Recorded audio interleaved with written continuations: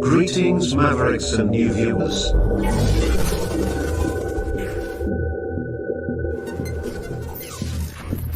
Tonight, direct and live from the Maverick News Network World Studios. This is Maverick News with Rick Walker.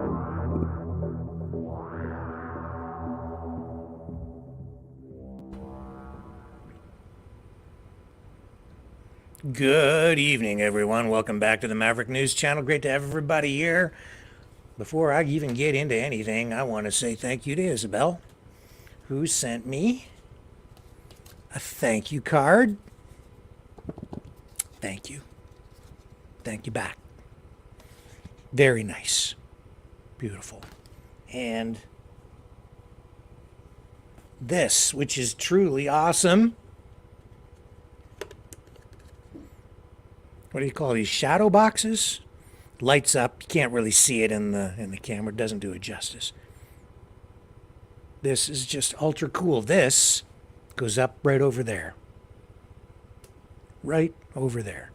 I'll be looking at that every night. Thank you. It means a lot. It's just nice to know that you're appreciated. So thank you so much. Really do. Appreciate it very much.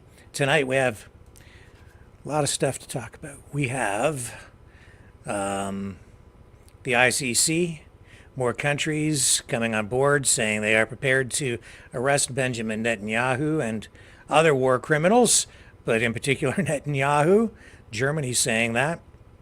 Plus we're seeing now more countries affirm that they are ready to recognize Palestine as an actual state. So that's a major development. Israel outraged over that. We have back and forth banter, rhetoric, narrative, spin as world leaders continue to fight both on the battlefield and, well, they have other people fighting on the battlefield for them. And while they fight verbally, online, through speeches, news conferences, and here in Canada, things have heated up again at the House of Commons, where we've seen Pierre Poilievre, the leader of the Conservative Party, double, triple, quadruple down on WACKO. He said it again in the House of Commons today. Yes, he did. He got kicked out of Parliament for using the word WACKO to describe Trudeau. What was that, about a week and a half ago? And he's right back at it again, using the word in a head-to-head, knock-down, drag-him-out debate in Parliament today. Well, that's all going on. The leader of the New Democratic Party, Jagmeet Singh, is complaining again about high grocery prices and high cell phone prices now. He wants an investigation. We'll tell you all about that too. And I don't know if I will, I guess, show this video of these people being taken hostage, assaulted on October 7th. It's a difficult thing that I'm kind of struggling with it, but other media outlets I think are inclined to show this tonight, so we'll share it with you too, but not on the mainstream channels that we're on here. We will have to dump off those, and it will be exclusively over on X, and I would say probably Rumble, and maybe on Wimkin. So we'll see. I will tell you about the story, that's for sure. So all that is going on. And what else do we have? Oh, yes, vials of blood being sent to the RNC headquarters in Washington, where a lockdown was prompted as a result of that. So stick with me. We have all that and more coming up right here on the Maverick News Channel. Don't go away.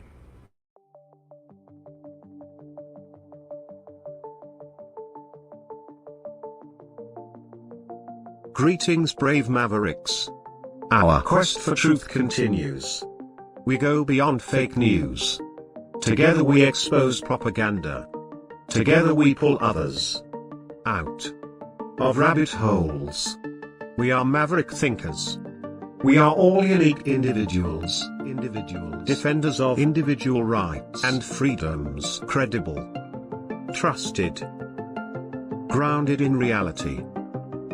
Maverick News, Maverick News. Defending free speech, free speech. Donate at freedomreporters.com. Do it now. Tomorrow may be too late. Maverick News. The world is watching.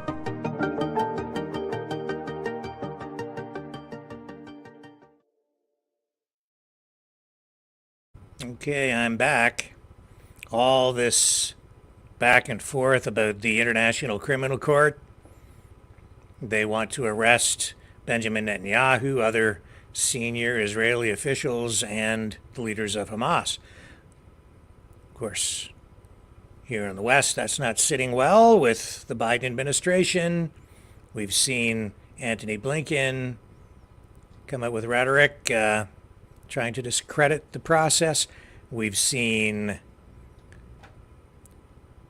a lot of, I think, nervous politicians scrambling since then. Things are changing. There is no question about it. The ICC has largely been a toothless tiger, an international court set up without really the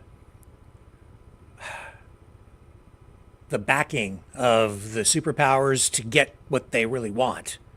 You know, they don't really have the power of or the leverage of the United States and Russia behind it in the way that they need that leverage, because the United States is not an ICC member. Either is Russia, really, although in 2014, I think it was 2014, Russia did say that they would abide by the jurisdiction of the court. They recognized it, but they haven't signed anything formal in that regard. So they're still outside the jurisdiction technically. That being said, the ICC has issued an arrest warrant for Vladimir Putin as well. They did that some time ago, back in, when was that? March. Last March. They issued an arrest warrant for Vladimir Putin because of what is going on in Ukraine. They want to arrest just about everybody. Maybe they're right. Let's arrest all the people from Hamas, arrest all the leaders in Israel, arrest all the leaders in Russia, arrest them all. Indeed, they may very well all be committing war crimes. I said that from the get-go with this whole situation in Gaza. I said, you better be careful. And then as we watched everything unfold, it became pretty clear to me that we were witnessing war crimes on both sides. That's just my opinion. Biden, of course, has come out and has said that what's happening in Gaza is not a genocide. I actually do agree with that, but I wouldn't say that there aren't war crimes that have been committed. They're not one and the same thing. I don't think that what's going on in Gaza rises to the definition of a genocide, which is truly, on a massive scale, in my opinion. That's how I would define it. I don't think that what is going on in there fits the definition of a genocide. Certainly tragic. No question about that. And absolutely, I think there have been war crimes committed on both sides. Here's Biden, though, playing politics. Let me be clear. We reject the ICC's application for arrest warrants against Israeli leaders. Whatever these warrants may imply, there is no equivalence between Israel and Hamas. And it's clear Israel wants to do all it can to ensure civilian protection. But let me be clear. Contrary to allegations against Israel made by the International Court of Justice, what's happening is not genocide. We reject that. We will always stand with Israel and the threats against its security.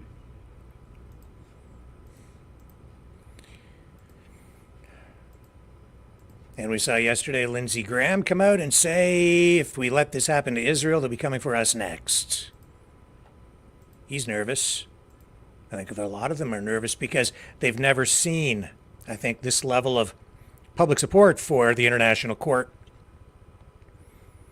And, you know, that's really what ultimately would give the International Court the authority and the leverage that is needed is the support of the people. Even more so than the governments. Governments ultimately, but that support comes from governments, from the people through governments to the ICC and the ICJ. Here's Anthony Blinken on NBC blasting the ICC. He's saying that comparing the leaders of Israel to Hamas, putting them in the same kind of bucket, is shameful. This is how the mainstream media is covering it. And the Biden administration continues to make clear it opposes the ICC's latest actions. Contrary to allegations against Israel made by the International Court of Justice, what's happening is not genocide. We reject that. The extremely wrong-headed decision by the ICC prosecutor yesterday, the shameful equivalence implied between Hamas and the leadership of Israel. We'll be happy to work with Congress, with this committee, on an appropriate response. Joining me now is... Yeah. So, emotions still running high. That kind of sets up the other aspect of this story that I wanted to talk about tonight, and that is that, you know, a growing number of countries have decided to recognize Palestine as a state. Norway, Ireland, and Spain said today they would recognize a Palestinian state. It is a historic but largely symbolic move. And this will further deepen the isolation of Israel. The war in the Gaza Strip, which has expanded now beyond that, is now into its 7th month. Palestinian officials, of course, warmly welcomed this announcement as an affirmation of their quest for statehood in East Jerusalem, the West Bank, and the Gaza Strip. These are all territories that Israel, of course, seized in the 1967 Six-Day War and still, for the most part, control. And Israel has come out and has denounced these decisions. In fact, we've seen, I would say, even outrage from some Israeli leaders in response to these 3 countries making this announcement today. We have about 140 countries, more than 2/3 of the United Nations, that recognize Palestine as a state. And now this new announcement today from these 3 countries puts new momentum behind what I would say is a growing level of support for the recognition of Palestine as its own state. A move toward what I would say is a 2-state solution. The thing is, I'm not sure in the long run, or maybe even the medium run, if this will result in peace. I'm not so sure that going to this length will give the region the lasting peace that people are looking for, because it has been clearly stated by both sides at various times that they don't really want a 2-state solution. Both sides want a 1-state solution, and they want the 1 state to be their state. What we need is some leadership and maybe some tough love. That's my opinion. And this announcement, I think, came as a bit of a surprise today, but nevertheless, there it is. 3 more countries really kind of coming on board, siding with Palestine at this moment. But Spanish Prime Minister Pedro Sanchez is saying that, well, these are his words. He says, this recognition is not against anyone. It is not against the Israeli people. He says it is an act in favor of peace, justice, and moral consistency. Let me cue up this clip for you. Going to need about 30 seconds here. He says it's an act in favor of peace, justice, and moral consistency. He says the move is needed to support the viability of a 2-state solution, as I said. And he says that solution is in serious danger right now of maybe not being realized because of the war in Gaza. I would say both sides, the Palestinian side and the Israeli side, both are at risk of ceasing to exist to some degree. Depends on who wins, right? But one side wants to wipe out the other, and the other wants to wipe out that side. Let's see if we can get, here we go. Let's get this clip up on the screen here for you. Here we go.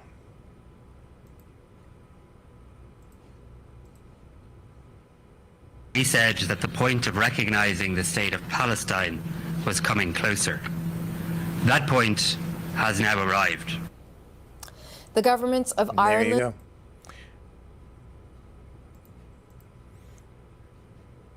So that is a major development, and we're going to go now to the White House and pick up the comments today from Jake Sullivan about all of this. Let me just pull this up here. Here we go. Here we go. Questions. Yeah. Thanks, Jake. 200 trip over the weekend to Israel and Saudi Arabia. A senior administration official said yesterday that Israel has addressed many of the U.S. concerns regarding its operation in Rafah. 900,000 plus civilians have fled Rafah in recent weeks. Has Israel addressed all of the administration's concerns? Does the U.S. support what Israel is doing in Rafah right now? We had detailed discussions on Rafah during my visit to Israel. These have built on weeks now, as I've discussed with you from this podium, of discussions on a professional basis about Rafah and about how Israel can achieve the defeat of Hamas everywhere in Gaza, including in Rafah, while minimizing civilian harm. I explained to the Prime Minister and other senior Israeli officials the President's clear position. I reiterated that position. I was briefed by Israeli officials and by Israeli professionals on refinements that Israel's made to its plans to achieve its military objectives while taking account of civilian harm. What we have seen so far in terms of Israel's military operations in that area has been more targeted and limited, has not involved major military operations into the heart of dense urban areas. We now have to see what unfolds from here. So we will watch that, we will consider that, and we will see whether what Israel has briefed us and what they have laid out continues or something else happens. And one of you asked me the last time I was standing at this podium, how are you going to judge this? And I said that there's no mathematical formula.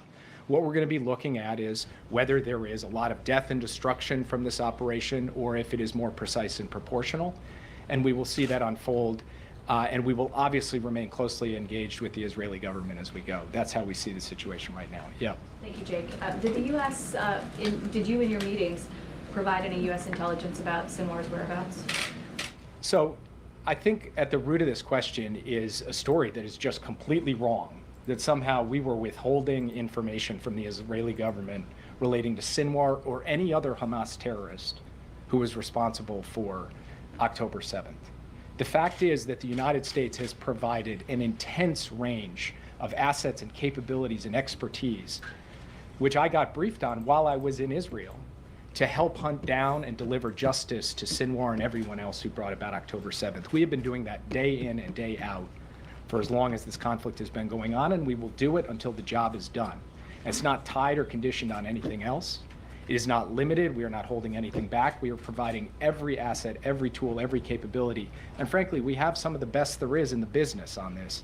And they are hard at work with the Israeli government to help them try to achieve their ultimate objective here. So I didn't have anything myself to come at because we've already flowed and supplied everything on a perpetual, ongoing basis through the work that we're doing on the ground right there in Israel, and we'll continue to do I that. asked because the senior administration official had suggested, which I believe is the administration's view, that until Hamas is fully held to account, that the peace process and any two-state solution could not go forward. Do you see Israel being able to deliver on that? And then do you see Israel accepting a two-state solution? So I'd have to refer you to the Israeli government about their position with respect to the future of a Palestinian state or the Palestinian question. I can just state to you what the U.S. position is, and it's been longstanding. President Biden believes that a two-state solution that guarantees Israel's security and also a future of dignity and security for the Palestinian people is the best way to bring about long-term security and stability for everyone in the region, Israelis, Palestinians, and Arabs. And he has talked about a regional vision of Israel actually being integrated with all of the moderate Arab states in an architecture that can deliver regional stability. And I was in Saudi Arabia talking to the Crown Prince about that exact vision this weekend, and you saw public statements from him about what is possible if Israel moves down that path. So that's a conversation we'll continue to have with the Israeli government. In the meantime, what we will do is work to ensure the enduring defeat of Hamas, and a day after in Gaza that involves governance and security not provided by Hamas, but by an alternative that ultimately gets us on a credible pathway to that two-state solution that President Biden has talked about. Yeah. About the three nations, European nations, recognizing a Palestinian state, is the U.S. concerned that this is just the tip of the iceberg, that we're now at a point where other nations over U.S. objections will recognize Palestine? Each country is entitled to make its own determinations, but the U.S. position on this is clear. President Biden, as I just said, has been on the record supporting a two-state solution.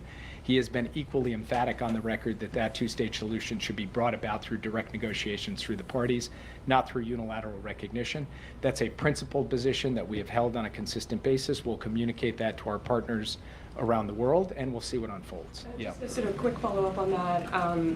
How concerned are you about Israel's growing sort of diplomatic isolation?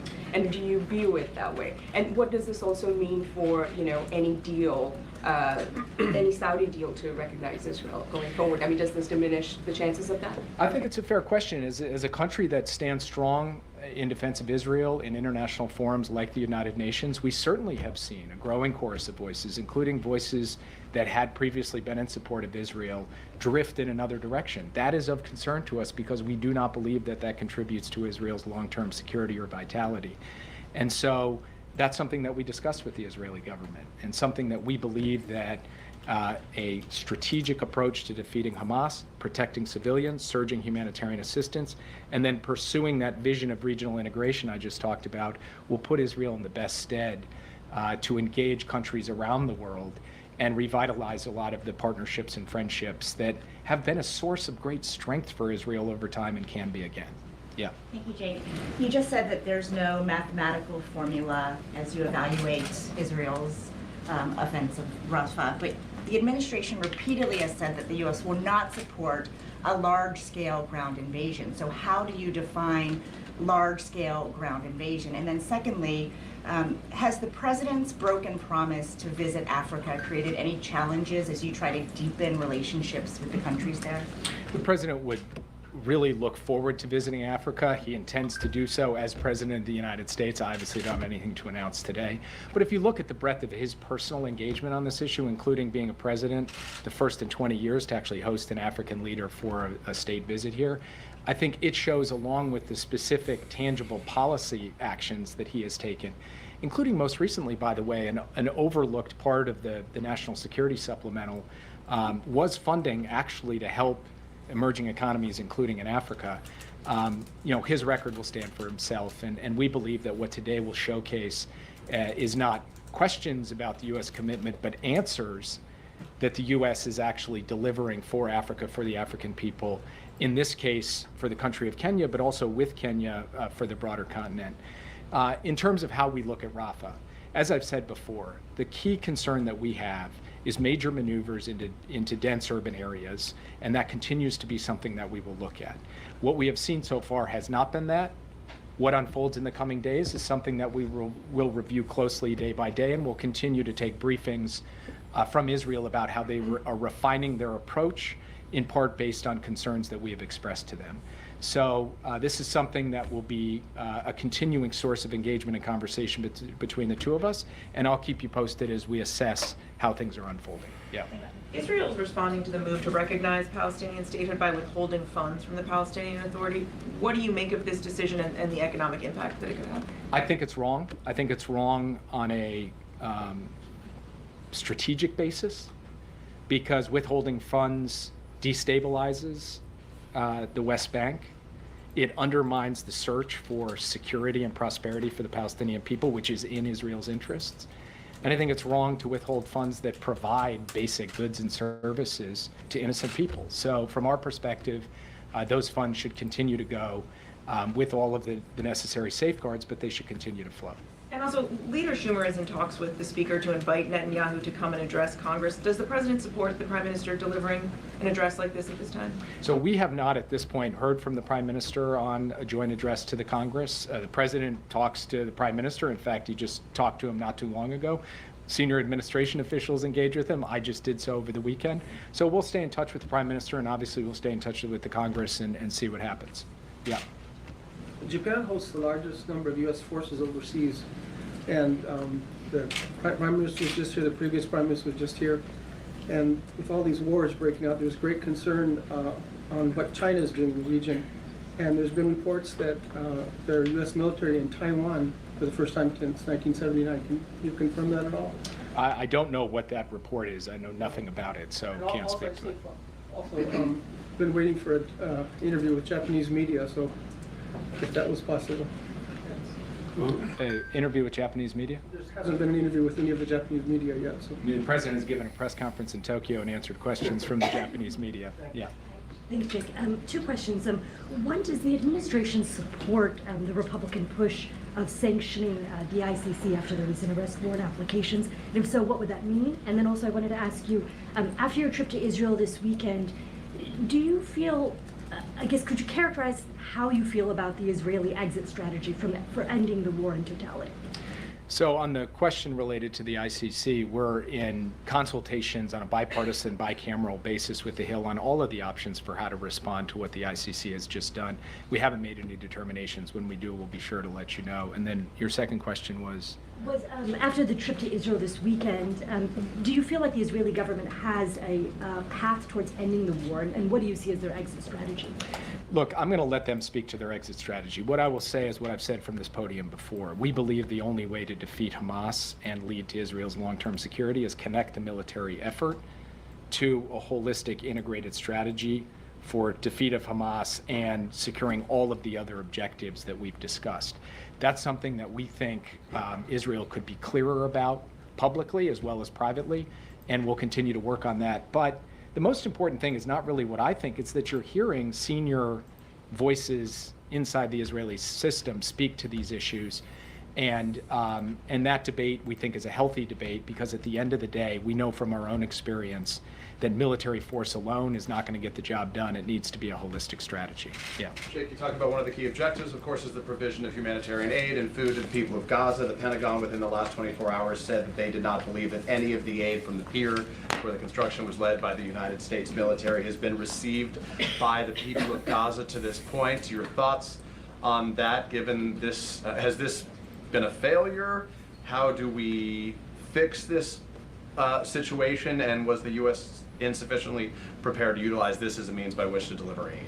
First, just to level set, since Saturday, the UN has in fact distributed humanitarian supplies from the pier to Palestinian civilians in Deir al-Balah, in Al-Mawasi, and in Khan Yunis. So aid from the pier has now gone specifically to the Palestinians who need it? That's correct. And there's been about 695 metric tons of food that has come off the pier so far. About 2/3 of that either has gone or is on its way to going to Palestinian civilians. The issue is not actually getting food to the pier or off the pier. It's being able to ensure that we have necessary security arrangements in place to deliver it. We have had modalities to get some of that aid distributed. We are in the process of building out to get more of it distributed. So the answer to your initial question is no, it's not a failure of planning. Yes, it is an indication this is a dynamic environment and we need to continue to refine. But aid is flowing.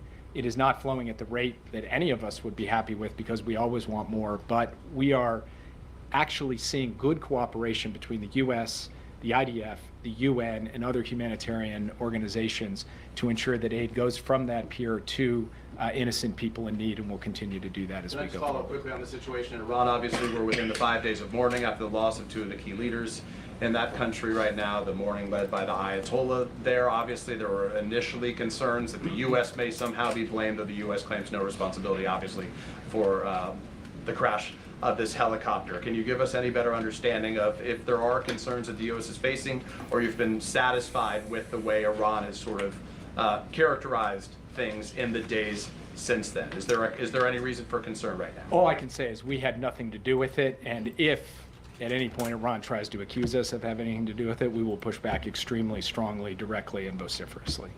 Yeah. The UK's defense minister said today that the US and the UK has evidence that China could be providing lethal aid to Russia.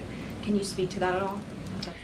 Well, going back to 2022, I've actually stood at this podium and warned about my concern that China might provide weapons, direct lethal assistance to Russia. We didn't see that in 2022. We didn't see that in 2023.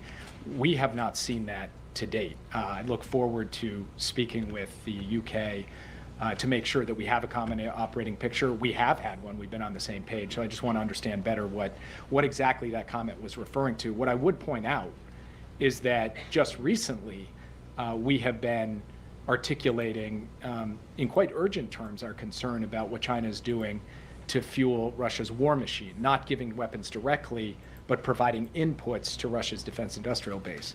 That is happening. That is something we're concerned about. We've taken action to deal with that in a concerted way with our allies and partners, and you can expect more of that action in the period ahead. Will the president go to the peace summit next month in Switzerland? He would be the only G7 leader who has not accepted that invitation. I don't have any announcements on that today. What I will say is that I've personally engaged in preparations for that summit, as have others in our government.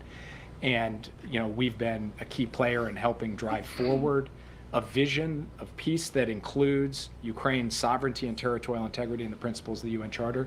But I can't make any announcements today about the president's travel. Yeah. Can I go back to Africa for two questions? Yes, One, you may. There you go. On President Ruto, there has been he has a kind of checkered past. If you look back a decade or so, he was a defendant at the International Criminal Court over actions taken after an election there. And then more recently, there are folks who expressed concerns about some authoritarian moves in the country. Is that something that the president will raise with, that the President Biden will raise with his counterpart during this visit, or something that causes any concern on the part of the administration? We've seen robust and vigorous democracy in Kenya in recent years, but of course we will. Okay, we're going to pull out of this. And I'm going to move over to Speaker Johnson, who is pushing back hard on the ICC. Let's get him up on the screen. Here we go.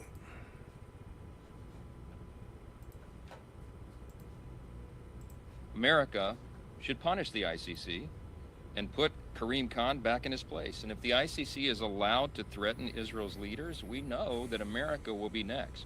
There is a reason that we've never endorsed the International Criminal Court, because it is a direct affront to our own sovereignty. We don't put any international body among or above American sovereignty, and Israel doesn't do that either.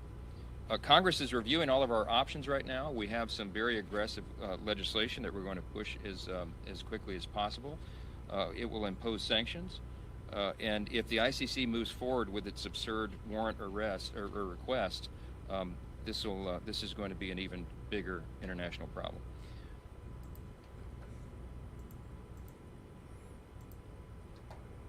In addition to that, we had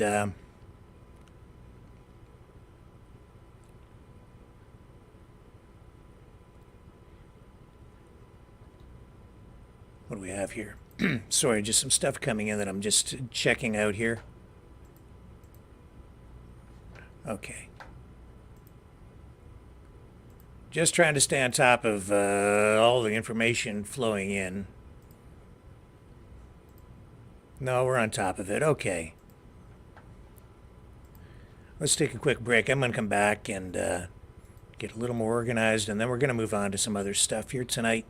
It's time to dig into some of the other news. Stay with me.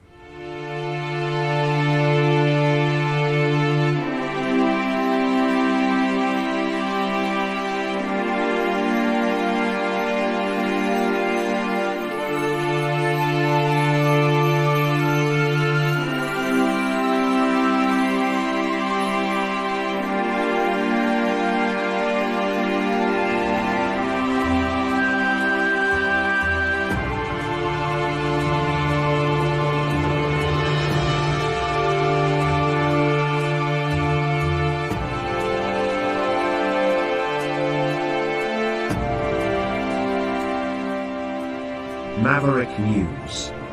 The world is watching.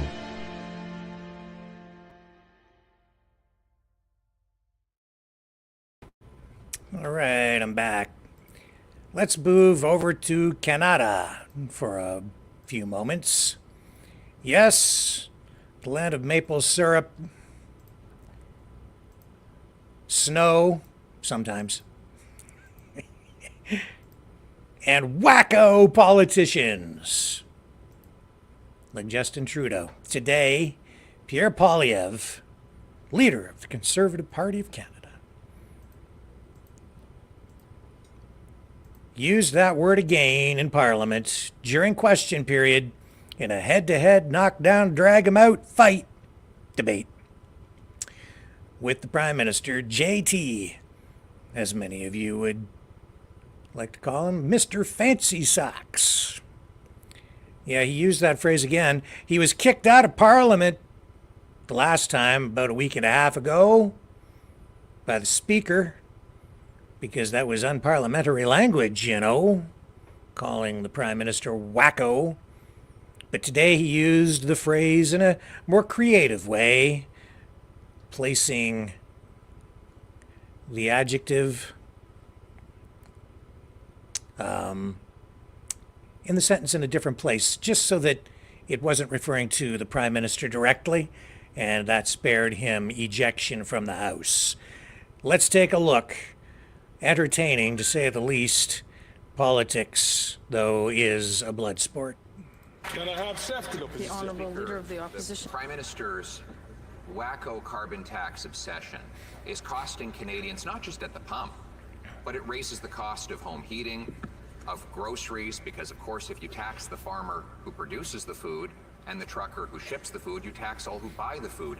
It's a housing tax because it raises the cost of building materials that go into homes. With the report out today that 25% of young people had to go to a food bank in just 3 months, will he accept the common sense Conservative bill to take the tax off the farmers who produce our food?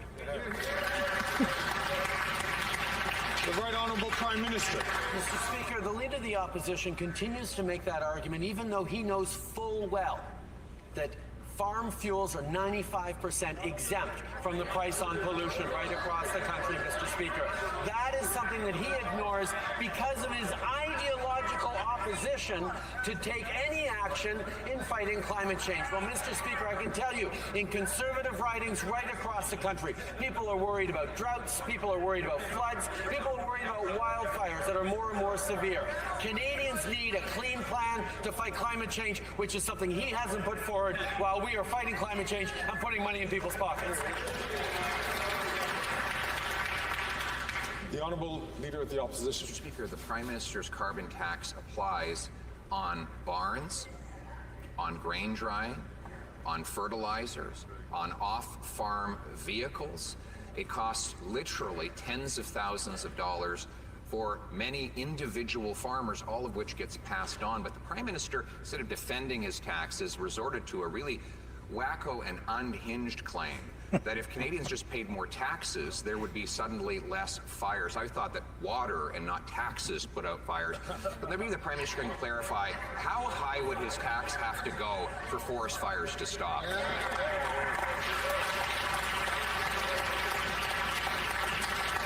The Right Honourable Prime Minister. Mr. Speaker, Canadians are facing the impacts of the extreme weather events that come from climate change that are unfortunately getting worse and worse every year. That is why our government from 2015 onwards has stepped up in the fight against climate change, because not only are we reducing Canada's emissions to the lowest level outside the pandemic in 25 years, but we're also stepping up in the jobs and technological innovations that the world needs to successfully fight climate change. We will continue to fight climate change, Mr. Speaker, and put more money in people's pockets while he sits with his arms crossed and no plan. The Honourable Leader of the Opposition. He didn't answer my question. Now he says that his taxes are going to make Canada a high-tech wonderland. Before, his claim was that it was going to stop forest fires. It's him that made the link, not me. Obviously, I think the link between the two is absolutely ridiculous, because his tax is not an environmental plan. It's a money-collecting plan. It's a plan of government greed. So I'll ask the question again. He wants to hike the tax to 61 cents a litre. If it gets to that high and people are all starving in the streets, will that stop the forest fires? The Right Honourable Prime Minister. Mr. Speaker, in the Leader of the Opposition's desire to make clever rhetorical points, he actually completely ignores the basic facts. The price on pollution is revenue neutral for the federal government. That means the money that comes in for the price on pollution, for the carbon tax, gets returned to the jurisdictions, and is why the Parliamentary Budget Officer found 8 out of 10 Canadian families in jurisdictions where the carbon price applies do better with the Canada carbon rebate that comes in 4 times a year than the price on pollution costs them. That's a plan to fight climate change and put money in people's pockets. The Honourable Leader of the Opposition. Mr. Speaker, I'm sorry to be too clever for the Prime Minister, but he's the one who made the argument that high taxes would stop forest fires, and now he can't tell us how high the tax would go to put all the fires out. He went on now to say that his tax is revenue neutral. Well, you don't have to be too clever to read the government's own published documents, which shows that he has collected $2 billion more in taxes than he's given back in rebates. That's why 100% of middle-class Canadians pay more than they get back. So once again, will he tell those middle-class people how high the tax would have to go for the fires to stop? The Right Honourable Prime Minister. Mr. Speaker, what we just saw is climate denialism at its finest. The fact is, as global emissions rise, as carbon intensity in the atmosphere increases, extreme weather events like wildfires, droughts, and floods will simply become more and more frequent. Now, his plan is to do nothing, Mr. Speaker, and let future generations fend for themselves. Our plan is not only to reduce our emissions, but to create the solutions that the world needs while we lead on fighting climate change, bringing down emissions, and growing the economy. Good enough. You get the idea. Out of all that, though, what are people going to remember? WACKO. Yeah, brilliant political strategy. It's WACKO. It's just, that's what people will remember. And it is a WACKO plan. It doesn't make any sense if you really think about it. It's like, we have a forest fire. Okay, tax the gas. Tack on another 5 cents a liter. Is the fire out yet? No? Okay, make it 10 cents a liter. 20 cents, 60 cents a liter. How high does the price have to go before the fires are extinguished? It's I get the argument, but I'm still not buying it. I never have, because this just doesn't hold water. It doesn't. Sorry. I fail to see the science. But that's maybe just me. Maybe I'm wacko. Not as wacko as you-know-who. That's for sure.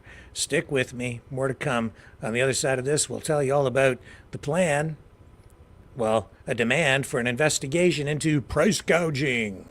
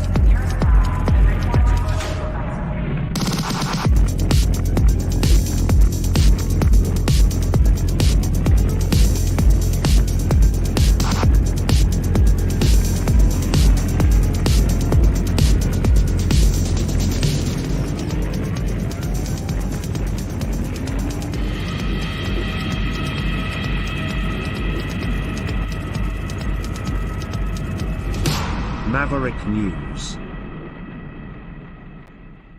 The world is watching.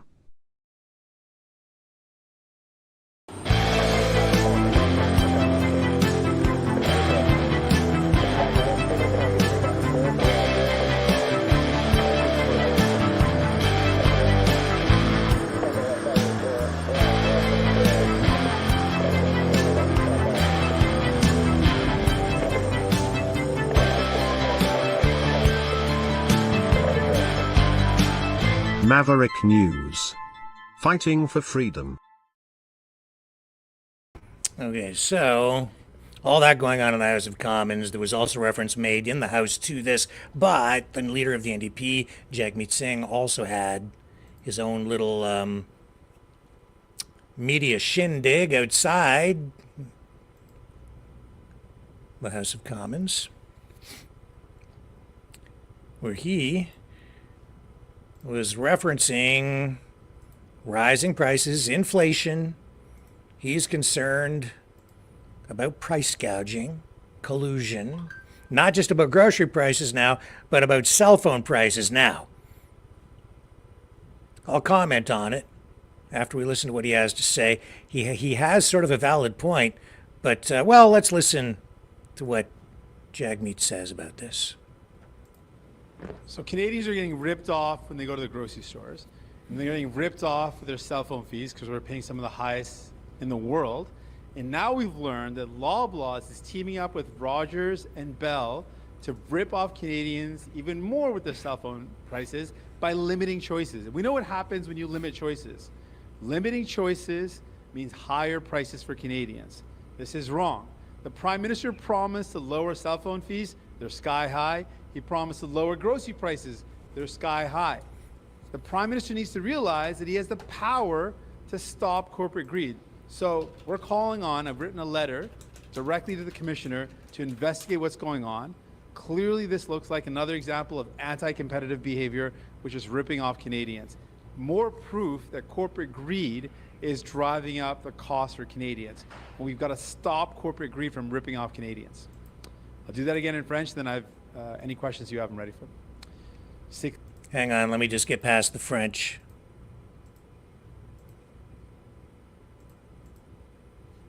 Here we go. Palestine, pour vraiment aller de l'avant avec une solution de deux pays, de deux États. Oui, mais alors pourquoi avoir accepté que votre motion soit modifiée vous aviez voté pour votre motion. Je pense que c'est. Let me see if I can get you some English. C'est toujours notre position. Absolutely. So we absolutely. Say that in English in the wake Yep. of the fact that more allies are coming forward about Palestinian statehood. Where do you stand on that? We'll take Absolutely. that. So we absolutely believe that we need to recognize Palestine as a state to move forward with the two-state solution, to move ultimately forward for a peaceful solution. We maintain our position. We have a private members motion on this, a private members bill on this, by Heather McPherson, my foreign affairs critic. This is the New Democrat position, but most importantly, Canada should take this position. Justin Trudeau should take this position. Other countries have already made it clear that that is one of the ways forward. to bringing the two-state solution back to the forefront, and we believe it is a fundamental step towards peace. Okay. Yeah, you heard her. She spoke about Pierre Finance Poilievre Minister. wearing makeup, more makeup than her. What went through your mind when you heard that, especially when there's a lot of conversation about decorum and how we conduct ourselves in the House? Yeah, I don't think it's necessary to make personal attacks against Pierre Poilievre when we can make lots of attacks on the fact that he wants to cut people's pensions, he wants to cut people's services, he wants to take away dental care from seniors, even though he's had dental care paid for by the taxpayers for most of his adult life. He wants to take away birth control. While we want to move forward with diabetes medication and devices, he wants to take that away. He wants to cut the things that people need. He's never going to take on corporate greed because he's so cozy and close to the CEOs of these large corporations. They're max donors for him. His executive body is made up of corporate lobbyists. He's never going to stop corporate greed. That's what we should be attacking Pierre Poilievre on, the fact that he's going to cut pensions for seniors. That's going to hurt people. People need to know that. And I think that that's where we should focus our attacks and not make it personal about appearances. Conservatives were saying that it was sexist. Just one follow-up. Conservatives were saying that it was sexist. Some people might even say it was homophobic. Do you agree with those classifications? I just think it's wrong to attack someone based on their appearance, especially when Pierre Poilievre, we can attack him on so many of the fundamental things that he's going to do to hurt Canadians. He's going to hurt Canadians by taking away their pensions. He's going to hurt Canadians by taking away EI. He's going to hurt Canadians by continuing to favor big corporations, which is going to mean he's not going to stop corporate greed from ripping off Canadians. He's not going to stop corporate grocery stores or big telcos from ripping off Canadians when it comes to their cell phone prices or their grocery prices. So that's what we should focus on, how Pierre Poilievre is going to hurt Canadians because he's so cozy with big corporations, he's not going to stop them from ripping you off. Okay, so look, this is a guy who is blaming inflation on big companies like Loblaw grocery stores. Inflation is caused by the money printing that the government goes through. Pointing your finger at Loblaw stores is kind of a scapegoat. Not to say that they're, super nice, philanthropic, charitable. In some ways, I guess they sometimes are, but inflation is caused by money printing. When you have more money, it makes it worth less.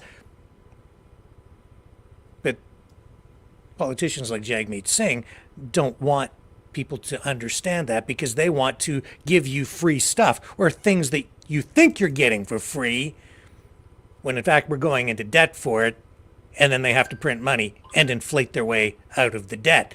That's the way it works. But it doesn't really work because it erodes people's savings and it ends up being a tax back on you, and there's no such thing ultimately as a free lunch. Somebody has to pay. And now he's concerned, justifiably so, about Loblaw stores working with the big telecommunications companies to essentially collude in order to provide cell phone services and limit competition so that they maximize their profits. That's a valid thing. That's a valid issue. He wants an investigation into the level of competition. Well, thank you. A little late to the party, but I'll take it. I've been saying that for a long time. If you rewind even a couple of years ago, when we kind of brought this news channel back online, I was 2.5, almost 3 years ago now, I sat here and I said many times, I've said many times, that there was an opportunity a long time ago to inject more competition into the cell phone market. And what ended up happening, though? The NDP, the Liberals, and the unions colluded with the big cell phone companies to prevent that from happening. Here, I'll prove it. Here's an article from 2013. This became a big issue. Verizon wanted to come into the Canadian marketplace and provide cell phone services, and at the retail level, and also with more infrastructure to provide cell phone accessibility across Canada. The big cell phone companies, the telecommunications companies, Rogers, Bell, they didn't want this because they didn't want the competition. So here it is right here. Verizon pulled back, a blow to Canadian wireless consumers. Indeed, this was in 2013. The Conservatives at that time wanted to open the door to more more competition, period. And Verizon in the United States wanted to move into the Canadian market. What ended up happening? A giant campaign designed to convince Canadians that Verizon was a big, evil American monster coming in here to destroy the market. They put together a whole campaign to convince Canadians that it was a really bad idea. And you had as I said, the unions, the cell phone companies, the Liberals and the NDP lined up all together campaigning, and they had a massive marketing campaign that came out with that, a propaganda campaign, heavily financed, to convince Canadians that it was a really, really bad idea. It says here, Verizon's decision to stay out of Canada deals a stinging blow to the government's efforts to make the wireless market more competitive and consumer-friendly, say industry experts. This was in 2013 when we had a Conservative government. Without someone like Verizon, what will end up happening is the big three will win, says Walid Hijazi, a professor at the Rotman School of Management. The big three, Bell, Rogers, and TELUS, have a combined 90% market share. That's what they call an oligopoly. Not a monopoly, an oligopoly. Just a handful of big companies controlling the entire market. They have spent much of the summer telling consumers through an ad campaign that Verizon's entry into the wireless market would be unfair and cost Canadian jobs. Meanwhile, critics of the Canadian telecom industry said the entry of Verizon would force the big three to offer better services and rates. Of course it would. More competition, lower prices. Do you know why they didn't want it? It's because they want to keep the rates really, really high. The unions want it because they want high union wages for the employees of these companies. And they want to be able to go to the bargaining table in a limited competition market and use that as leverage and say, you've got limited competition, therefore your prices can be higher, so we want more wages for the employees. And in turn, then they charge their union fees, and that fattens up the bank accounts for the big unions. So that makes it easier for them to have the support of their union membership, because they say, look at the higher wages we get.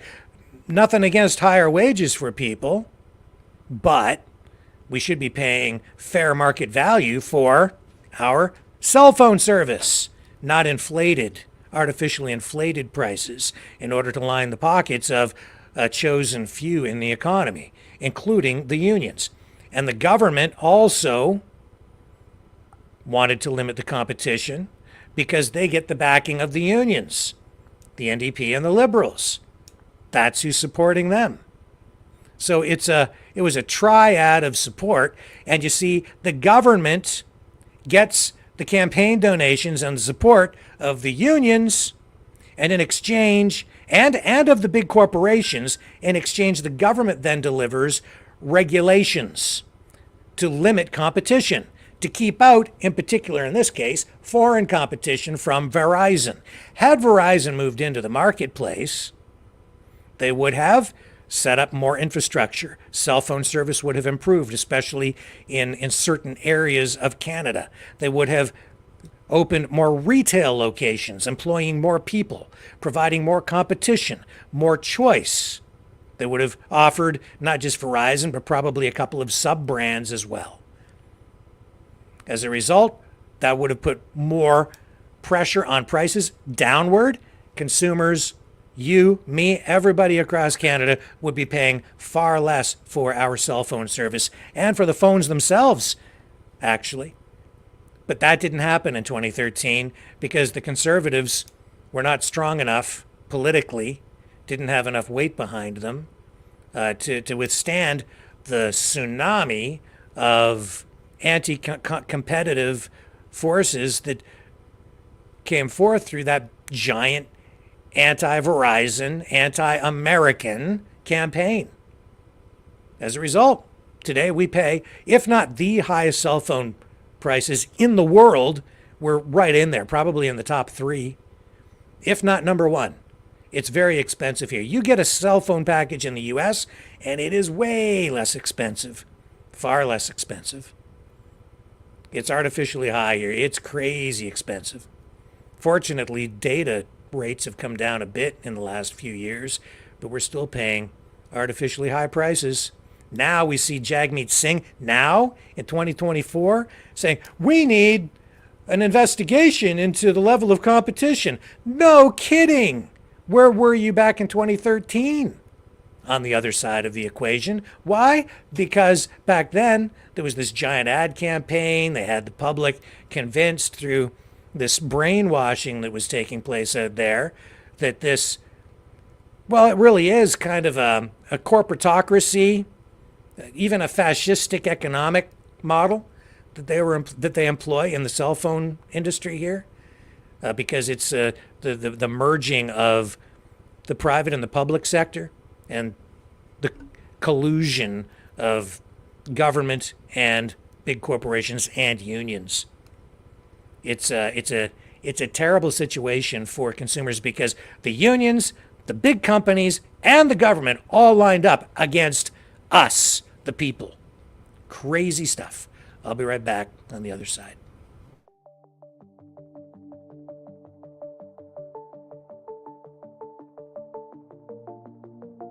Greetings, brave Mavericks. Our quest for truth continues. We go beyond fake news. Together we expose propaganda. Together we pull others out of rabbit holes. We are maverick thinkers. We are all unique individuals, defenders of individual rights and freedoms, credible, trusted, grounded in reality. Maverick News, Maverick News. Defending free speech, free speech. Donate at freedomreporters.com. Do it now. Tomorrow may be too late.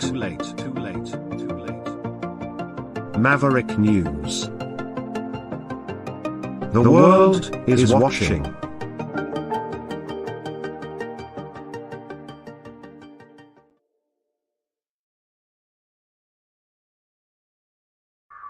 Hello, world. Are you awake?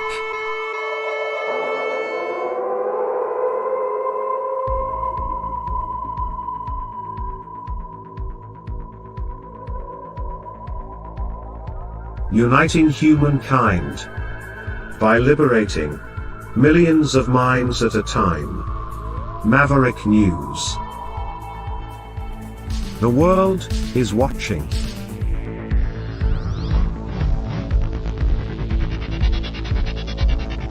They're friends.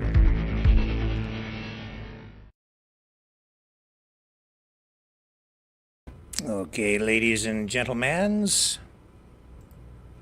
a helium leak.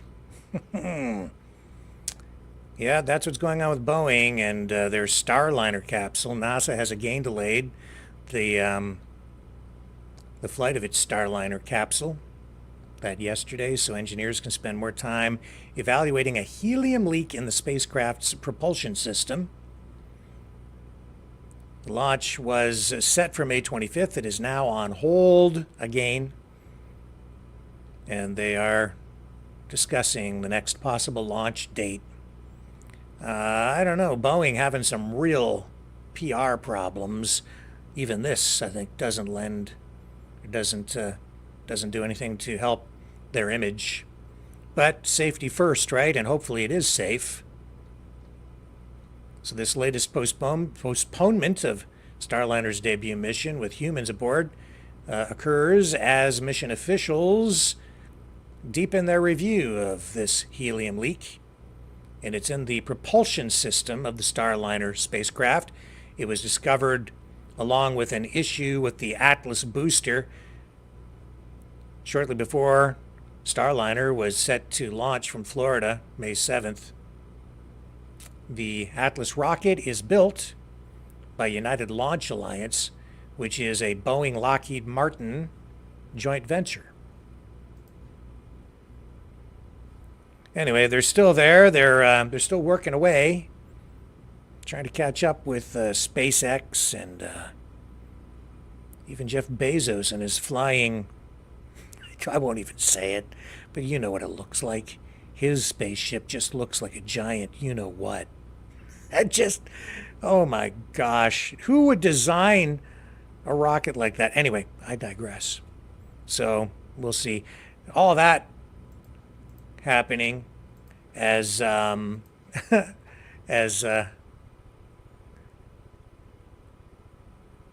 we see this report today suggesting that there's more turbulence for aircraft today, these days, because of climate change. That story prompted by the story we ran, I think it was yesterday, right, of the Boeing 777 that dropped about 6,000 feet in just a matter of a couple of seconds. One person killed on board because they hit the ceiling, a man in his 70s, and 30 other people seriously injured on board. Again, just another Boeing mishap.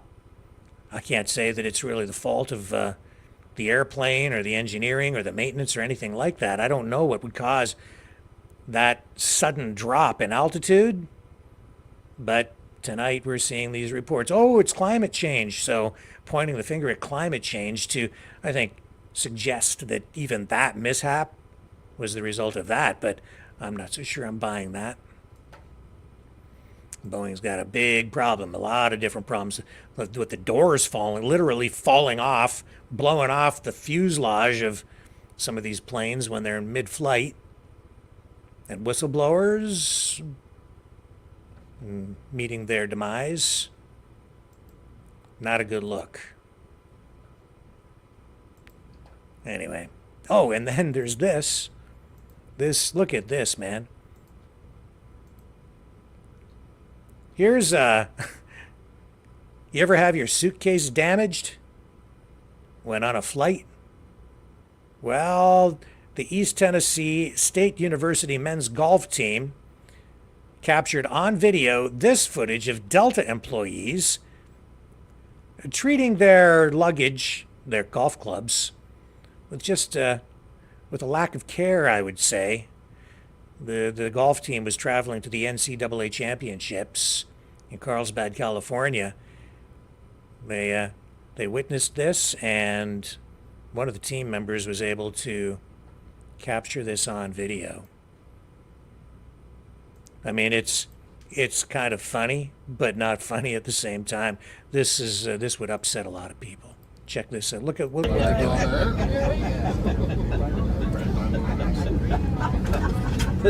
Just chucking those bags right onto the ground, throwing them one after the other. Oh man. Oh no, I can see.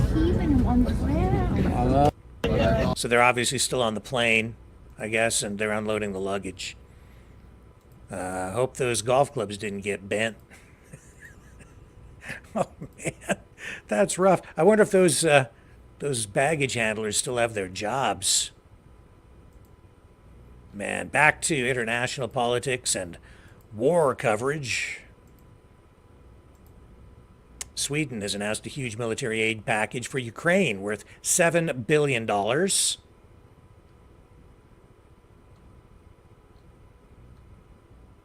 Bring up a clip here of, I believe this is the Prime Minister of Sweden addressing this. And here we go. Dear Ukrainians, my name is Ulf Kristersson and I'm the Prime Minister of Sweden. Today I would like to address you directly because you're fighting not only for your own freedom and security but also for ours. Since Russia launched its full-scale invasion, we have provided Ukraine with 15 military equipment support packages. This includes air defense systems, combat vehicles, main battle tanks, archer artillery, anti-tank weapons, combat boats, and mine clearance equipment. Ukraine is also Sweden's single largest recipient of bilateral development assistance. And once Ukraine is victorious, Sweden will be there to help rebuild your country. Today, we're taking another step. Sweden's government, together with our cooperating party in parliament, have agreed on a new framework for long-term support to Ukraine, comprising a total of 6.5 billion euros or 75 billion Swedish kronor in military support to Ukraine from 2024 to 2026. This support will help fund long-term donations of additional military material and the purchasing of new material for direct supply from the defense sector to Ukraine. Ukraine's cause is Sweden's cause. We will support you for as long as it takes. Slava Ukraini. All right, so there's more money, and while all that is going on, Russia is ramping things up. This is in the Luhansk region. They're using rockets to hit this area, and this is brutal footage. A lot of firepower here. Aerial footage. Check this out. Make of it what you will.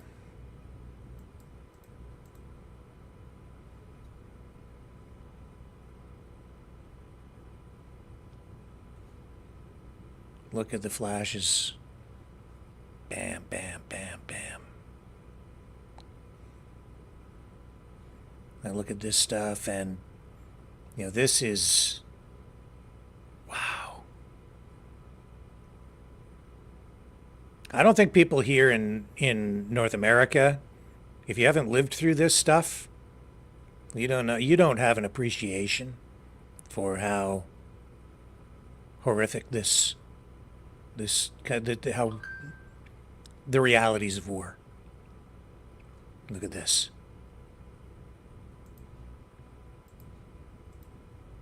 I wouldn't want to be on the ground anywhere around there.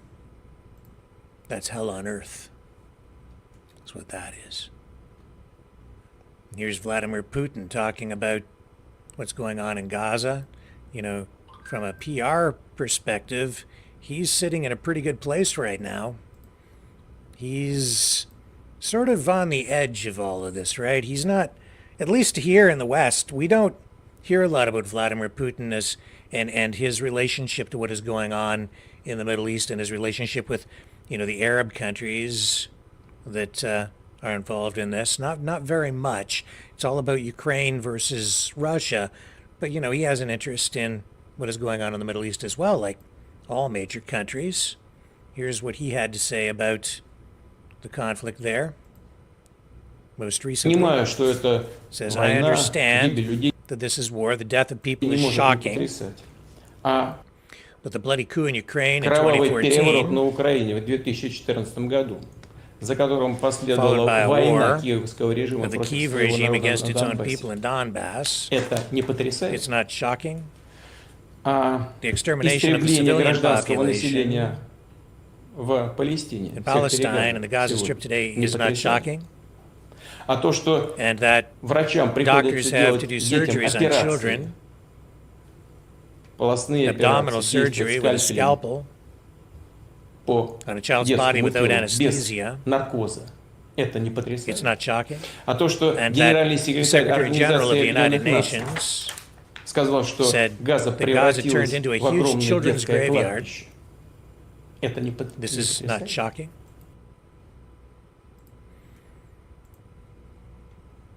So that's what he's saying. And while that is going on, we're seeing accusations from some, not necessarily government officials, but online pundits, saying that Russia is getting around NATO's Article 5, it seems, they say.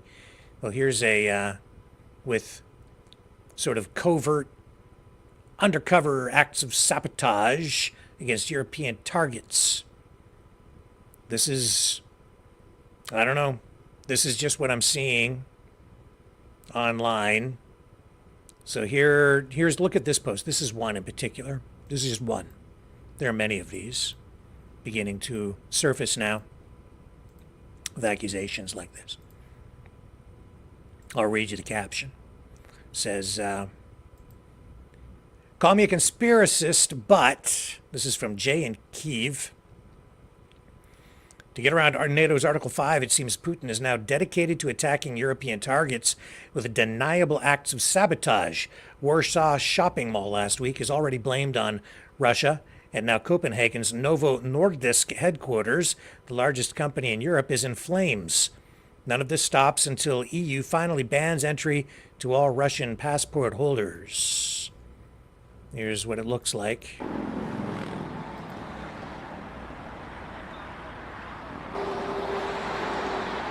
What was the cause of this big fire? I don't know. These are just accusations being made. Truth or propaganda? I can't say either way. I'm just telling you what's going on. I'm just offering this to you because there's an increasing amount of this kind of narrative out there.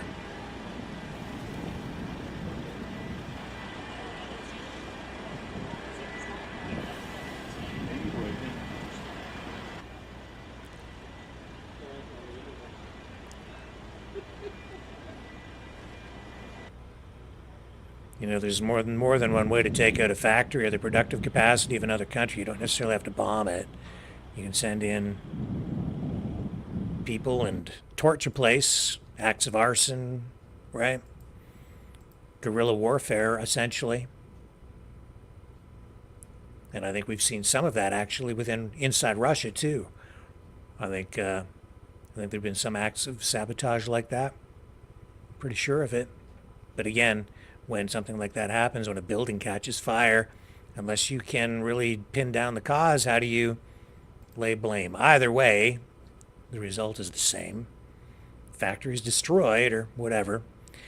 A Toronto man who stabbed and decapitated his mother 2 years ago has been found guilty of second-degree murder. His name, Dallas Lai, has been found guilty on these charges. He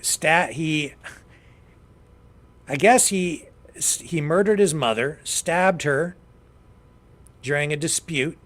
Then, I'm sorry, and this is disturbing, so again, viewer discretion advised. If you don't want to hear it, plug your ears. He decapitated her and then dumped her remains on the side of the road in East Toronto. So, this verdict came down in Toronto's Court of Justice, Superior Court of Justice. It took a whole day of deliberations for the jury. And as I say, he was charged with second-degree murder, found guilty. The court has determined, or ruled, that he was even...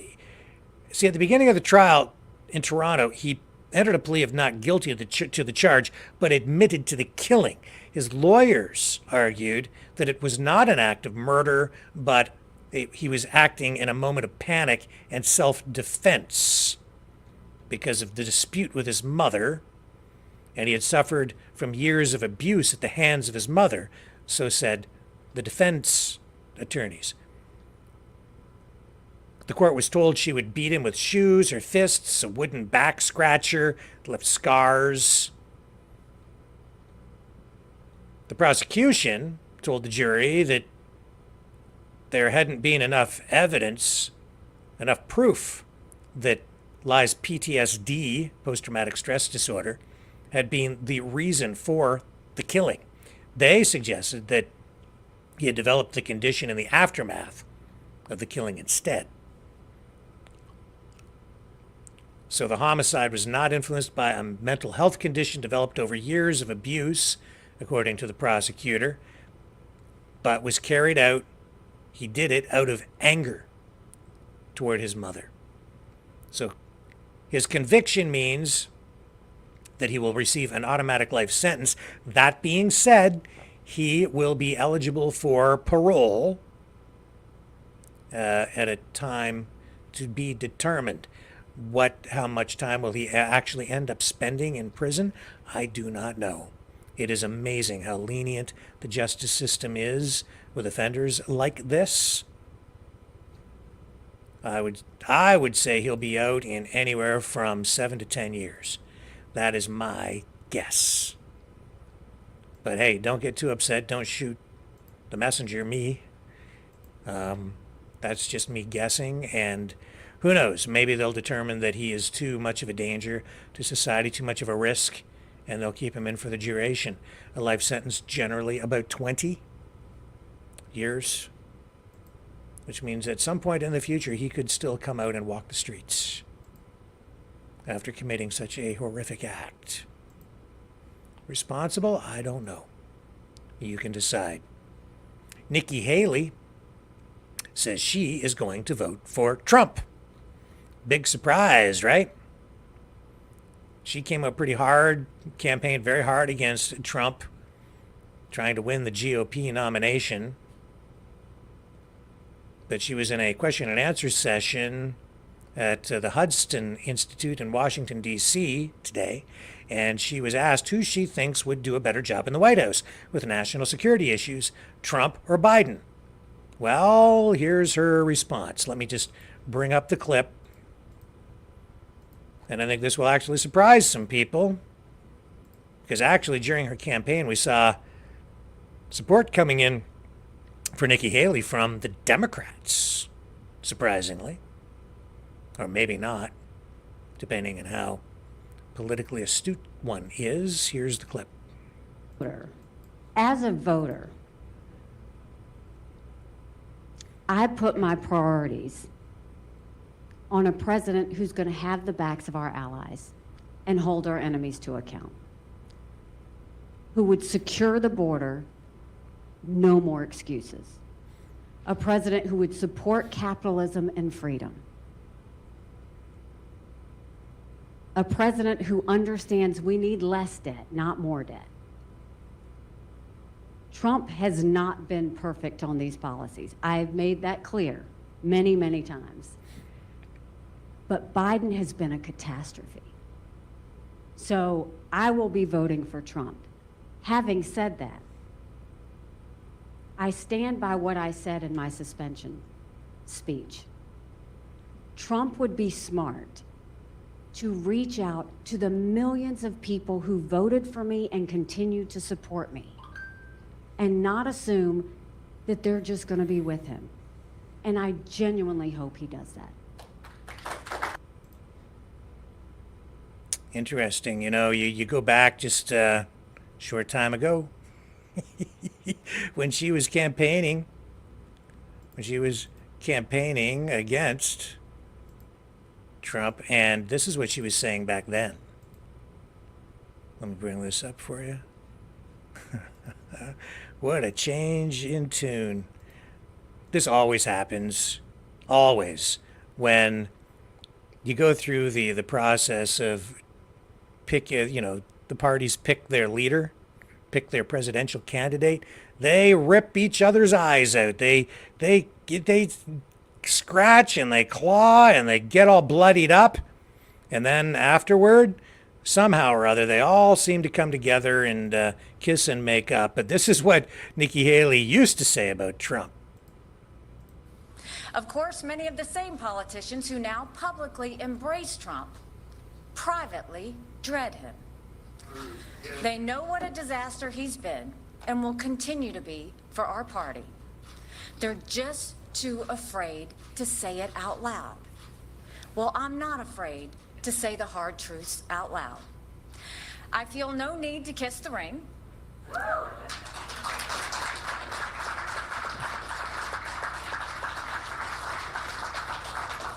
I have no fear of Trump's retribution.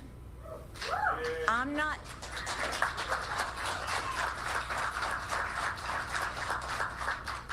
not looking for anything from him. My own political future is of zero concern. So I hear what the political class says, but I hear from the American people too. Of course, many of the same politicians who now publicly embrace Trump privately dread him. They know what a disaster he's been and will continue to be for our party. They're just too afraid to say it out loud. There you go. Okay, so we played it 1.5 times. Boy, things change. It just, every time you go through the process, that's what happens. Yeah. Okay, so that gets us to, I don't know if I'm going to run this video yet or not. Let me just, I want to make sure I don't miss anything before we get to the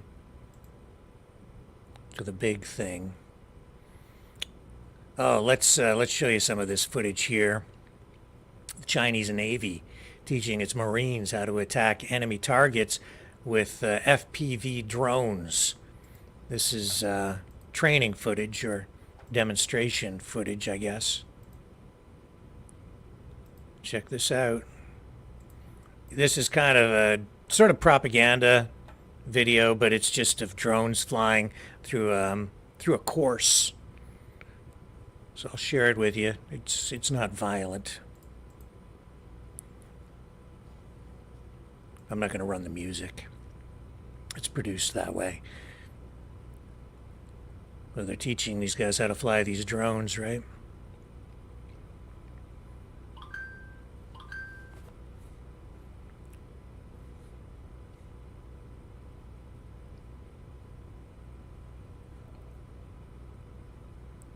Yeah, I guess you can get pretty good at it.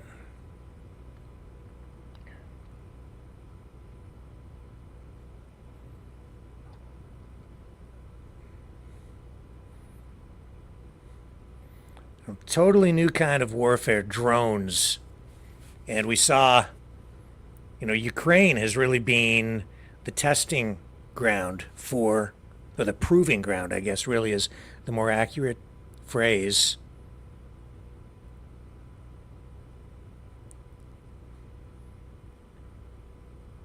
Ukraine, the war in Ukraine. That's where drone warfare really came into its own. This is a totally new kind of fight.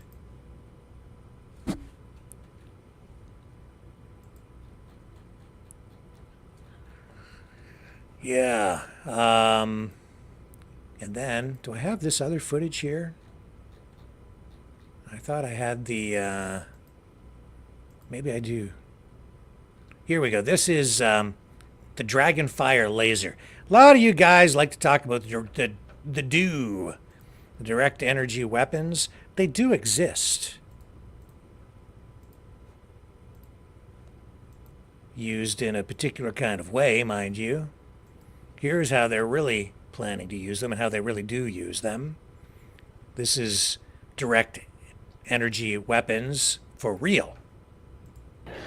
This is Dragonfire, the UK's first laser weapon. Able to shoot down drones and missiles with incredible accuracy, it could revolutionise how we fight wars. And this isn't an idea decades away, we're building it right now to fit onto our warships in just 3 years' time. Rapid delivery of this incredible feat of British innovation is only possible because the government has this week reformed the way we procure for our military. So we'll be faster in getting our weapons into the hands of our soldiers, sailors and aviators years ahead of schedule. And through these reforms, we'll build more lethal British armed forces to defend the United Kingdom from threats at home and abroad.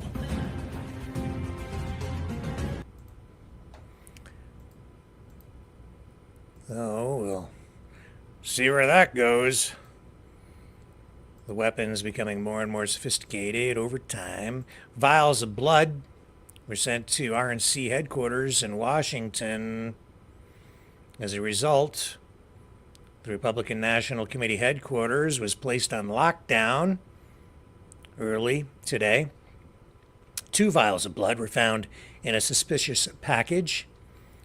That confirmed now by U.S. Capitol Police. The source of the blood, unclear. It's under investigation. Police responded, confirmed its hazardous incident response division had examined the package, and then they cleared it. Later in the day today, the RNC issued a statement and said that staffers had resumed their office duties because they remain unintimidated and undeterred in their efforts to elect President Trump to the White House. The Republican National Committee is trying to tie this incident to what they're describing as the far left. However, police have not yet released any information about who might have been behind it or a possible motive. Now, the RNC headquarters has been targeted before. On January 5th, 2021, pipe bombs were found near both the Republican and Democratic Party buildings in Washington. No one was ever arrested in connection with those pipe bombs. And that all happened back on the evening of the January 6th incident. At the time, the White House condemned the incident, and that is what that's what they did today too. They condemned this delivery of 2 vials of blood to the RNC headquarters. As I said earlier, politics, it literally is a blood sport. Anyway, not the hazard that people were worried about. I'm just going to check over here, look in the chat, see what's going on. I haven't had a chance to really dip in and check in on folks. How's everybody doing over there in Rumble Land? Everybody okay? Hello, Raising Wolves, and hello, Just Me Deb. And Rosie, hello. And Monsterberg. Where's everybody else? Hello, David Doyle. Hello, sir. And Johnny was in there. I don't know if he's still kicking around or not. Well, hello, Johnny, if you're still there. What about over here in YouTube land? Jesse, Fat Laba. People are migrating off some of these YouTube channels into other areas, other channels. I'm noticing that more and more. That's okay. That's actually a good thing. We need people to go over to Rumble as much as possible. So if you haven't subscribed over on Rumble, please consider doing that. You'll find the link to the Rumble channel in the descriptions on all the channels. It should be there. Hey, Isabel, thank you again for the awesome thank you card and for the awesome gift. This is, actually, I really like this. It's cool. See how it lights up? Thank you. I love that. Absolutely love that. And Isabel, I'll give her a plug again. She has bubble gifts. Yes, she does. Bubble gifts. So you can get things just like that. And I'll even put her number up on the screen. How about that? Give Isabel a plug. Why not? I'll put up the number here. If you want gifts like that, she has all kinds of stuff. Oops, not that one. Here, we're going to create one. Is it okay, Isabel, if I put your phone number up on the screen for your business?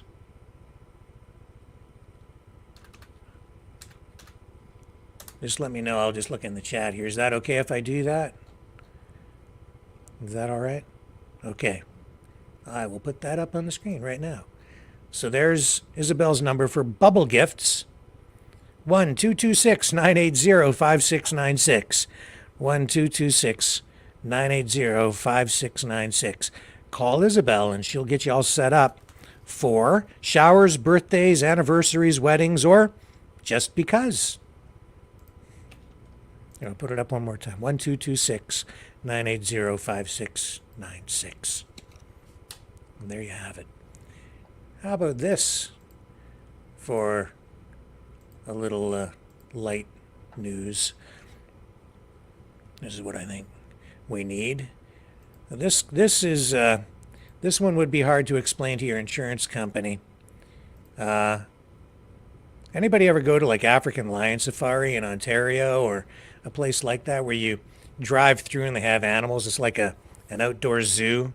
And in Ontario here, they have African Lion Safari. They have lions and tigers and bears and all kinds of things. Well, here's an example of exactly that. But look at what happens with this elephant. Oops. So much for the guy's Mercedes. Oh, man. Yeah.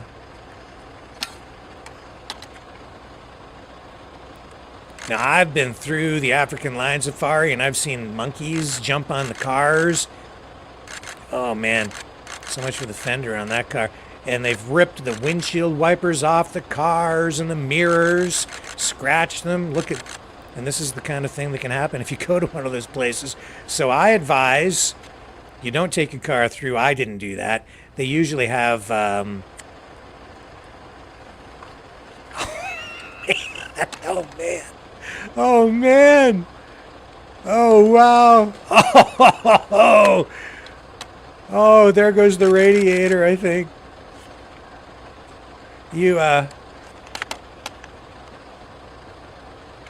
Oh, the bumpers ripped right off the front of the car.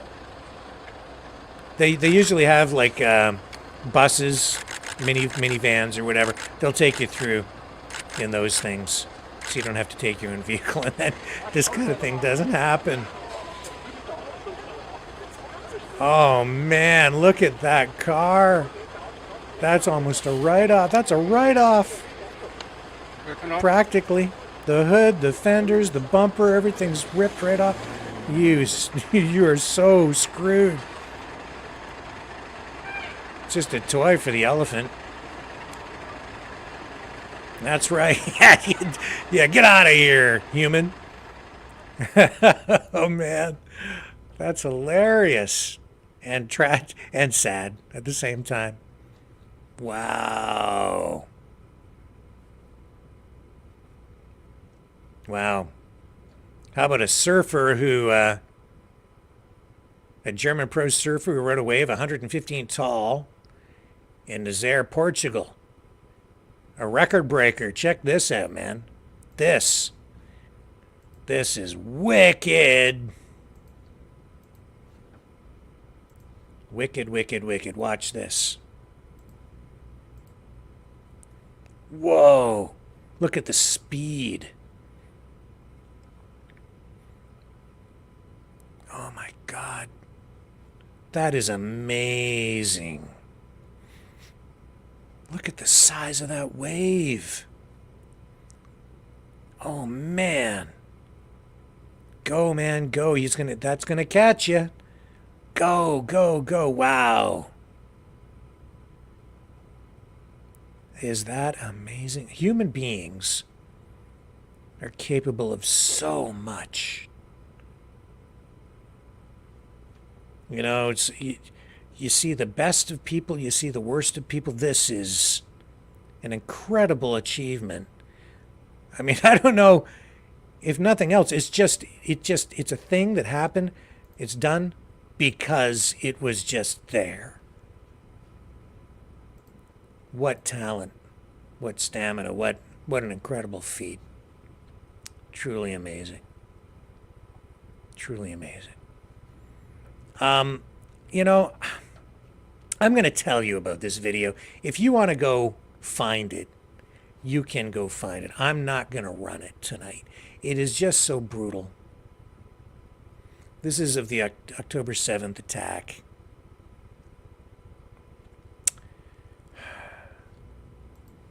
And these Hamas fighters, terrorists to some, came in and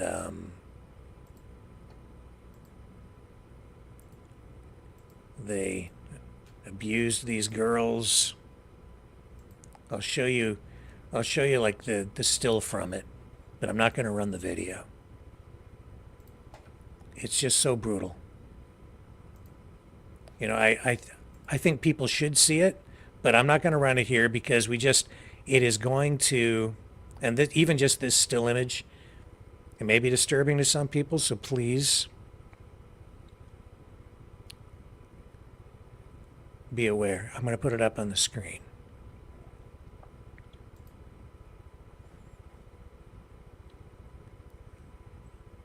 So this was October 7th.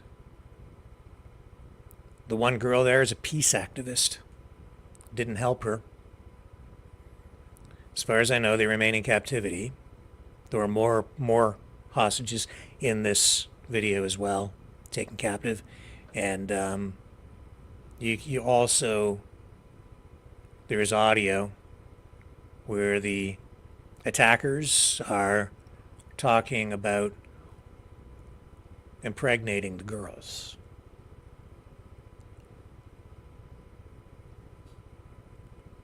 The brutality on both sides is definitely, as I say, the worst of humanity on display. You know, I just don't know. I have a little bit more for us tonight. I'm gonna just take a brief break, and we'll come back and we'll resume on the other side. Stay with me. The information war is raging. Truth without integrity is worth nothing. Maverick News. Because those who have power and those who seek it must be held accountable. The world is watching. Join our family of truth seekers. Donate today and add your voice to the chorus of Maverick Knights. Donate at maverickdonations.com. Truth. Integrity. It's the Maverick way.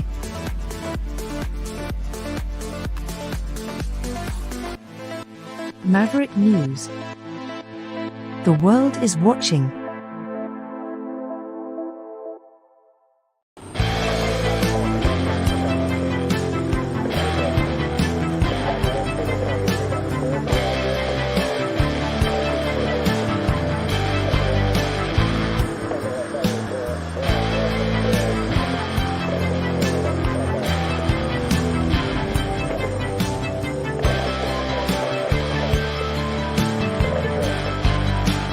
Maverick News.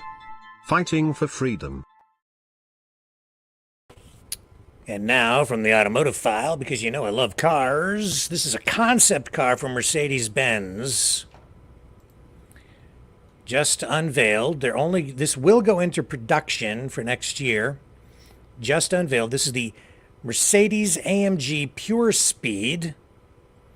And it is the first in a series of cars that would be part of something they're going to call their Mythos line. And it is one wicked looking machine. Again, only 250 of these will be produced. I put this report together just a little bit earlier today, and I'll share it with you here now. We can dream, can't we? Yeah, I guess we can. So we are finally getting our first glimpse of what Mercedes' exclusive Mythos series will offer.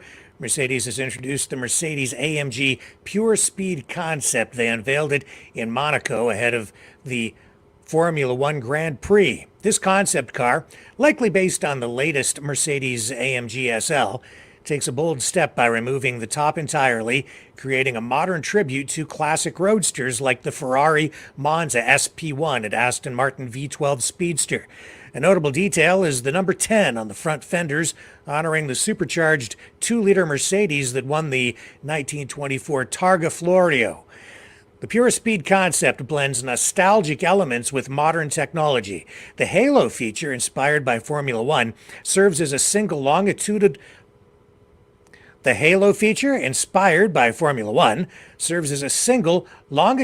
brace from the cowl to the rear deck, different from the traditional wishbone shape in F1 cars. This car comes with 2 custom helmets, offering a field of vision reminiscent of Formula One, though it may not be ideal for public roads. The design features a striking Le Mans red hue that transitions into graphite gray and exposed carbon fiber at the rear, reminiscent of the Mercedes AMG 1. The low, wide front intake and wheels with carbon fiber covers are inspired by the Mercedes AMG Petronas F1 car. Inside, there's a custom IWC Schaffhausen clock, adding a touch of luxury. Details about the powertrain remain undisclosed at this time, but it's speculated that the Mythos series will feature the twin-turbo 4-liter V8 hybrid from the AMG SL63 SE Performance, potentially delivering 805 horsepower and 1,047 pound-feet of torque. The production version of the Pure Speed is expected next year, with only 250 units available, reserved for the most dedicated Mercedes-Benz enthusiasts and collectors. This limited run makes the Pure Speed even more exclusive than the Mercedes AMG 1. Right. Well, I can't afford it. Ain't gonna buy it. And if I did, I'd take it to the grocery store or my favorites, or Walmart or someplace, and have it in the parking lot. Somebody run a shopping cart into it anyway. So then it'd end up looking like that Mercedes-Benz after the elephant got through with it. So bad idea. Bad idea. Now I'm going to stick with my Volkswagen Golf, my old Chariot. Yeah. And I'm still working on that 96 Civic. I'm going to show you guys that thing one of these days. I've got it over at a shop. They're helping me with some work over there. So we'll see how that all goes too. A 96 Civic. That's good for the environment. I'm reusing, not necessarily recycling. Well, folks, that is going to wrap it up for tonight. Thank you, everybody, for hanging out here and sharing your time with me and the rest of the Maverick family. I will be back tomorrow. Same time, same station. You know the drill. And we have been moving more to 7 p.m. Eastern. I think we're going to stick with the 7 p.m. time slot for the foreseeable future. It seems to work out better anyway. I need that extra hour in the day to prepare the material. It ends up being a better program overall. You guys can offer feedback on that tomorrow. If the new time doesn't sit well with you, you can let me know in the chat or send me an email at maverickmultimedia@mail.com, or just go to the website at mavericknews.ca and use the contact form there. It'll send me an email, or you can always call me too. The phone number is out there in cyberspace, easy to find, and on the website too, I believe. That being said, I shall return tomorrow night. Same news time, same news channel, Maverick News Network, where we have the antivirus programs for your minds. Catch you on the flip side.